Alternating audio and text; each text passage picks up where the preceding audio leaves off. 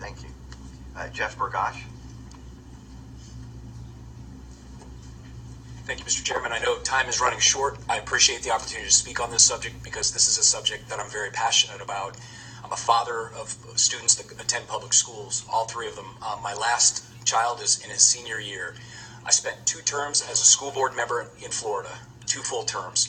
And so, we hear a lot about logical fallacies. I just heard one a minute ago, but let me give you one that perhaps hasn't been considered. It's called the Hobson's Choice.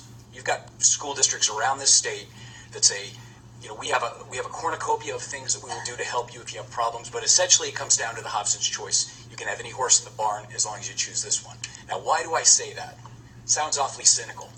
As I said, I spent 2 terms as a school board member, which means every month I got the discipline reports, the backup, that the public never sees, other parents never see. And I would simply say, another thing I haven't heard in this hearing at all today was any mention of the Jeffrey Johnston Stand Up for All Students Act.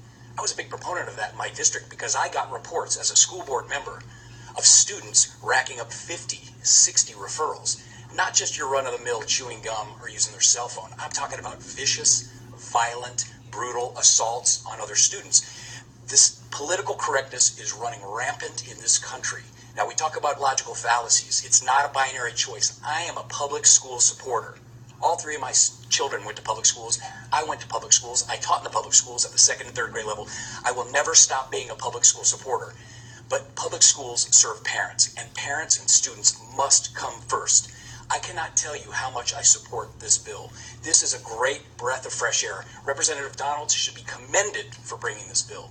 This is a bill that empowers parents to make a choice. Now, we talk about the Jeffrey Johnston Act. It's been on the books 10 years. Do your own research. How many school districts have ever followed that process? I tried and tried as a school board member. I was the chairman of the school board. I'm currently the chairman of the county commission, but I'm speaking as a parent.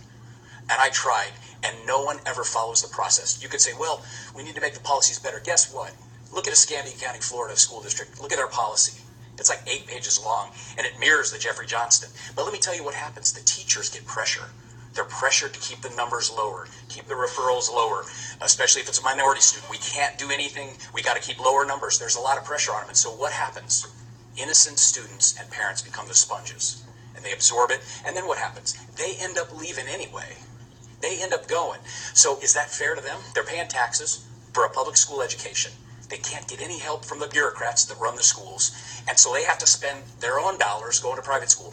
I cannot tell you how helpful this will be. There are people suffering in silence in the worst, most insidious cases of bullying that you can imagine. This isn't the old days where 2 kids fought it out and then became best friends. It's online, it's constant, it's in the classes, and they've got no one standing up for them.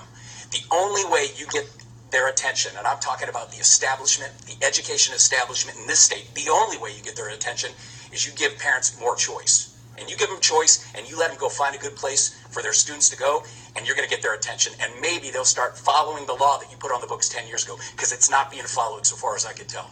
Thank you for your time. I support this. Please pass this. And later today, I hope you put it into law. Thank you. Thank you.